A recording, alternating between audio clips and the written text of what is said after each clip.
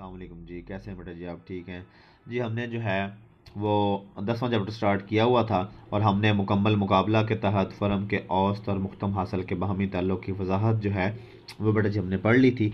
आज next long question पढ़ते हैं कि अजारादारी के तहत फ़र्म के औसत और मुख्तम हासिल के बाहमी ताल्लुक़ की वजाहत। तो लास्ट टाइम हमने मुकम्मल मुकाबला पढ़ा था, अब हम किसके तहत पढ़ते हैं? अजारादारी के तहत पढ़ते हैं। तो अजारादारी क्या होती है जी?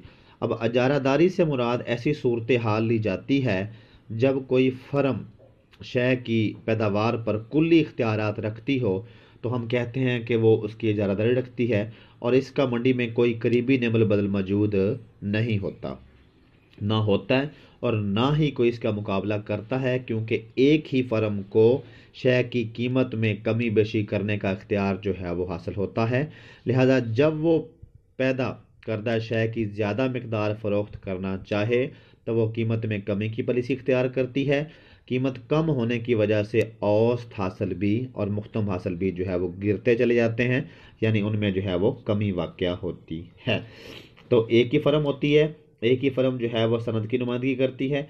वो फ़र्म जो है वो अपनी मर्ज़ी से शय की कीमत को मुतासर कर सकती है। इसका शुरू से कोई करीबी नेमल बदल मौजूद नहीं होता, ना ही इसका कोई मुकाबला करता है, क्योंकि एक ही फ़र्म जो है वो पूरी सनद की नुमाइंदगी जो है वो करती है। अब अगर हम बात करें अजारादारी में, तो अजारादारी में जी तो हमारे पास अजारादारी से मुराद ऐसी मार्केट जिसमें बेचने वाला एक होता है और ख़रीदने वाले बहुत ज़्यादा होते हैं, जिस तरह पाकिस्तान में वापड़ा की और रेलवे की क्या है? अजारादारी हासिल है। तो जिस तरह पाकिस्तान में वापड़ा की इजारादारी है, रेलवे की इजारादारी है, इसे हम क्या कहते हैं? इजारादारी कहते हैं। तो हमारे पास इजारादारी में फ़र्म के AR और MR ऊपर से नीचे दोनों गिरने का रुझान रखते हैं। AR के मुकाबले में MR ऊपर से नीचे तेज़ी से जो है वो गिरता है। अब इजारादारी जो है ये नामुकम्मल मुकाबले की मंडी में आती है। तो मुकम्मल मुकाबले से मुराद जिसमें 5 शराइत पूरी होती हैं उसे हम मुकम्मल मुकाबले की मंडी कहते हैं। हमने लास्ट लॉन्ग क्वेश्चन में ये बात पढ़ी थी। नामुकम्मल मुकाबले की मंडी क्या होती है? तो नामुकम्मल मुकाबले की मंडी से मुराद ऐसी मंडी है जिसमें मुकम्मल मुकाबले की 5 शराइत पूरी ना हो, यानी शय की इकाइयों में फ़र्क हो सकता है, ख़रीदार और फ़रोख्तकार की तादाद ज़्यादा नहीं होती, आमिलीन पैदाइश ज़्यादा लचकदार नहीं होते, ख़रीदार और फ़रोख्तकारों को मंडी के हालात से मुकम्मल वाक़फ़ियत नहीं होती। हम कहते हैं अगर ये शराइत पूरी ना हो तो फिर वो मुकम्मल मुकाबले की मंडी नहीं बल्कि नामुकम्मल मुकाबले की मंडी है। और नामुकम्मल मुकाबले की मंडी में हमारे पास दरअसल सूरतें जो है वो सामने आती हैं। एक होता है हमारे पास 2 अजारा, एक होता है हमारे पास चंद जारा, एक होता है हमारे पास अजारा दराना मुकाबला और एक होती है हमारे पास अजारादारी, जो हम लोग क्वेश्चन जो है वो पढ़ रहे हैं। तो इसका मतलब ये हुआ कि अगर 5 शराइत पूरी होती हैं तो वो मुकम्मल मुकाबले की मंडी है, अगर 5 शराइत पूरी नहीं होती तो उसे हम फिर क्या कहते हैं? नामुकम्मल मुकाबले की मंडी कहते हैं। नामुकम्मल मुकाबला की खा कोई भी सूरत हो, फ़र्म किसी हद तक शय की कीमत को मुतासर कर सकती है, यानी ज़्यादा मकदार फ़रोख्त करने की खातर कीमत कम कर दी जाती है। इसलिए शय की ज़्यादा इकाइयाँ फ़रोख्त करने पर फ़र्म का औसत हासिल और मुख्ततम हासिल जो है वो गिरता चला जाता है। मुख्ततम हासिल के लिए हम MR के ख़त को इस्तेमाल करते हैं और औसत हासिल के लिए हम जो है वो AR के ख़त को जो है वो लिखते हैं। तो अजारादारी के तहत फ़र्म के औसत और मुख्ततम हासिल दोनों जो है वो ऊपर से नीचे गिरने का रुझान रखते हैं। हम इसकी वजाहत जो है वो एक गोशवारे की मदद से करते हैं। तो हमने जो है एक गोशवारा देखना है। अब हमारे पास गोशवारा जो है, एक तरफ शय की इकाइयाँ ली गई हैं, एक तरफ कीमत फ़ी इकाई ली गई है, एक तरफ कुल हासिल लिए गए हैं और एक तरफ मुख्तम हासिल लिए गए हैं और एक तरफ हमारे पास औसत हासिल लिए गए हैं। अब हमारे पास मुकम्मल मुकाबले की मंडी में भी इकाइयाँ साथ थी, लेकिन वहाँ पे कीमत हमारे पास मुकम्मल मुकाबले में सेम थी, जबकि अजारादारी में हमारे पास कीमत सेम नहीं है, क्योंकि जब अजारादार शय की ज़्यादा मकदार फ़रोख्त करना चाहेगा तो वो कीमत में कमी कर देगा, लेकिन ये कीमत में कमी हो रही है और इकाइयाँ फ़रोख्त क्या हो रही हैं? ज़्यादा हो रही हैं। अगर उसने एक चीज़ कम सेल करनी हो तो वह कीमत में क्या करता है? इजाफे की पॉलिसी इख्तियार करता है। हमने कुल हासिल निकालने हैं, तो कुल हासिल निकालने का तरीका हमारे पास, अगर हम कीमत फ़ी इकाई और इकाई को आपस में मल्टीप्लाई कर दें, ज़रब दे दें, तो क्या निकल आती है? कुल हासिल निकल आते हैं। 9 1 9, 8 2 16, 7 3 21, 6 4 24, 5 5 25, 6 4 24 और 7 3 21। अब हमने कुल हासिल से क्या निकालना है, मुख्ततम हासिल निकालना है। अब 9 से पीछे कोई इकाई नहीं है, वैल्यू नहीं है, तो 9 का 9 आ गया। अगली इकाई 16, 16 में से 9 माइनस किए 7। अब हमारे पास अगली इकाई 21, 21 में से 16 माइनस किए 5। 24 में से 21 माइनस किए 3। 25 में से 24 माइनस किए 1। 24 में से 25 माइनस किए माइनस का 1। और 21 में से 24 माइनस किए माइनस के 3। ये हमारे पास क्या आ गया, मुख्ततम हासिल आ गए हैं। अगर हम इनसे कुल निकालना चाहे तो निकाल सकते हैं। 9 का 9, 9 और 7 16, 16 और 5 21, 21 और 3 24, 24 और 1 25, 25 जमा का 1 माइनस का 24, 24 जमा का 3 माइनस के 21 हमारे पास। हम इस तरह से भी निकाल सकते हैं। अब हम इससे क्या निकालते हैं, औसत हासिल निकालते हैं। तो आप कुल हासिल को 1 बाई 1 इकाइयों पे क्या करोगे, तकसीम कर देंगे। 9 को 1 पे, 16 को 2 पे, 21 को 3 पे, तो ये एक एक हिसाब से क्या होती जाती है, गिरती चली जाती है। तो इसका मतलब ये हुआ कि अगर हम कुल को इकाइयों पर तकसीम कर दें तो हमारे पास क्या निकल आते हैं, औसत हासिल निकल आते हैं। तो दोबारा सुनेंगे।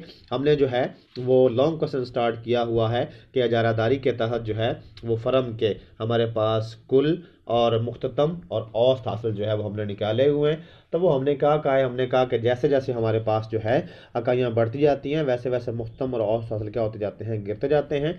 हमने इजारादारी की तारीफ़ पढ़ ली, हमने मुकम्मल मुकाबले की तारीफ़ पढ़ ली, हमने नामुकम्मल मुकाबले की तारीफ़ पढ़ ली जिसमें 5 शराइत पूरी नहीं होती। अब हमने नामुकम्मल मुकाबले की मंडी में भी चंद जो है वो अवामिल देख लिए, चंद जो है वो मार्केट्स देख ली, मंडियाँ देख ली हैं। वो 2 जारा है जिसमें बेचने वाले 2 होते हैं, चंद जारा में चंद होते हैं, और जारा दरना मुकाबले में कसीर होते हैं। तो इसकी जो है वो हम तारीफ़ें जब हमने पढ़ ली हैं। हमने इजारादारी को देखते हुए एक क्या बनाया है, गोशवारा बनाया है। पहले गोशवारे में हमने इकाइयाँ ली हैं, दूसरे में हमने कीमत फ़ी इकाई ली है, तीसरे में हमने कुल हासिल लिए हैं, चौथे में हमने मुख्तम हासिल लिए हैं, और पाँचवें में हमने क्या लिया है, औसत हासिल जो है वो निकाला है। जी, तो बेटा हम गोशवारे को देखते हुए क्या बनाते हैं, इसकी डायग्राम बनाते हैं। अब डायग्राम में हमने एक्स एक्सिस पर जो है वो इकाइयाँ रखी हैं और वाई एक्सिस पर हमने क्या रखे हैं, औसत और मुख्तम हासिल रखे हैं। औसत हासिल हमारे पास जो हैं वो मनफी में नहीं जाते, जबकि मुख्तम हासिल हमारे पास मनफी में चले जाते हैं। तो हमने वाई एक्सिस पर जो है वो हमारे पास हासिल हैं औसत और मुख्तम, एक एक के फ़र्क से हम बढ़ाते गए हैं, और नीचे एक एक के फ़र्क से जो है हम क्या करते गए हैं, कम करते गए हैं। जिस तरह माइनस का 1, माइनस के 2 और माइनस के 3। तो इधर हमने इकाइयाँ ली हुई हैं। तो औसत हासिल 1 पे 9, 2 पे 8, 3 पे 7, 4 पे 6, 5 पे 5, उसके बाद 6 पे 4 और 7 पे 3। तो अगर हम इन पॉइंट्स को आपस में मिला दें तो हमें एक ख़त मिलता है जिसे हम क्या कहते हैं, AR कहते हैं, औसत हासिल का ख़त कहते हैं। अब हमारे पास इसी तरह MR है, तो MR 1 पे 9 था, 2 पे हमारे पास 7 है, 3 पे हमारे पास 5 है, 4 पे हमारे पास जो है वो 3 है, 5 पे हमारे पास 1 है, 6 पे हमारे पास माइनस का 1 है, और 7 पे हमारे पास माइनस का 3 है। अगर हम इन 7 पॉइंट्स को आपस में मिला दें तो हमें एक ख़त मिलता है जिसे हम क्या कहते हैं, मुख्ततम हासिल कहते हैं। तो इजारादारी में AR और MR ऊपर से नीचे दोनों गिरने का क्या रखते हैं, रुझान रखते हैं। अब इसका मतलब ये हुआ कि अगर इजारादार शय की कीमत में कमी करता है, तो अगर उसने ज़्यादा इकाइयाँ फ़रोख्त करनी हो तो वो शय की कीमत में कमी करता है, जिसकी वजह से AR भी ऊपर से नीचे गिरता है, और MR मुख्ततम हासिल भी ऊपर से नीचे गिरने का रुझान रखते हैं। AR के मुकाबले में MR ऊपर से नीचे तेज़ी से गिरने का रुझान रखता है, क्योंकि AR में जो है वो तब्दीली कम होती है, जबकि MR में तब्दीली क्या होती है, ज़्यादा होती है। अगर हम इस डायग्राम की वजाहत करना चाहें तो हम डायग्राम की वजाहत जो है वो कर सकते हैं। अब अगर हम इस डायग्राम की वजाहत करना चाहें तो इस डायग्राम की वजाहत जो है वो हम कर सकते हैं, क्योंकि हमारे पास ये जो डायग्राम बनाई गई है गोशवारे को देखते हुए, तो अगर हम इस गोशवारे को देखते हुए डायग्राम की वजाहत करना चाहें तो हम सिंपल डायग्राम की वजाहत जो है वो कर सकते हैं। तो इस लॉन्ग क्वेश्चन में हमने सबसे पहले क्या पढ़ा जी, हमने इजारादारी की तारीफ़ पढ़ी। हमने इजारादारी की तारीफ़ के बाद जो है वो हमने मुकम्मल मुकाबला पढ़ा। मुकम्मल मुकाबले के बाद हमने जो है वो नामुकम्मल मुकाबले की मंडी पढ़ी जिसमें 5 शराइत पूरी नहीं होती। उसके बाद जो है वो हमने इसमें जो है वो 2 जारा देखा, उसके बाद हमने चंद जारा देखा, हमने अजारा दरना मुकाबले की तारीफ़ पढ़ ली। उसके बाद हमने एक सिंपल जो है वो इजारादारी का गोशवारा बना लिया। उसके बाद जो है उसमें हमने कॉलम रखे, इकाइयाँ रखी हैं, हमने कीमत फ़ी इकाई रखी है, कुल हासिल है, मुख्ततम हासिल है, और हमारे पास क्या है, औसत हासिल है। इकाइयों के लिए हम क्यू लिखते हैं। यहाँ पर हमारे पास इकाइयों के लिए हम क्या लिखते हैं, क्यू लिखते हैं। कीमत फ़ी इकाई जो है वो हमारे पास प्राइस फ़ी इकाई होती है। कुल हासिल के लिए हम क्या लिखते हैं, टी आर लिखते हैं। मुख्तम हासिल के लिए हम क्या लिखते हैं, एम आर लिखते हैं। और औसत हासिल के लिए हम क्या लिखते हैं, ए आर लिखते हैं। ए आर हम कैसे निकालते हैं, अगर हम कुल हासिल को इकाइयों पर तकसीम करते हैं तो हमारे पास क्या निकल आते हैं, ए आर निकल आते हैं। एम आर हमारे पास क्या होता है, कुल हासिल में तब्दीली को हम क्या कहते हैं, एम आर निकालते हैं।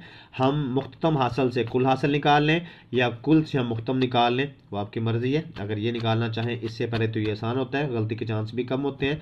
इसी गोशवारे को देखते हुए हमने क्या बनाई है, एक जो है वो डायग्राम बनाई है इजारादारी की, और डायग्राम में हमने ए आर और एम आर का ख़त लगाया है। दोनों जो ख़त हैं उनका झुकाव जो है वो ऊपर से नीचे है, यानी कि वो मनफी झुकाव रखते हैं। उसके बाद हमने एक्स एक्सिस पर इकाइयाँ ली हुई हैं और वाई एक्सिस पर हमने क्या ड्रा किए हुए हैं, इनके हासिल ड्रा किए हुए हैं, वो औसत हैं या मुख्ततम है। तो ये था जी आज का हमारा लॉन्ग क्वेश्चन जो हमने जो है जिसकी वजाहत की। Thank you.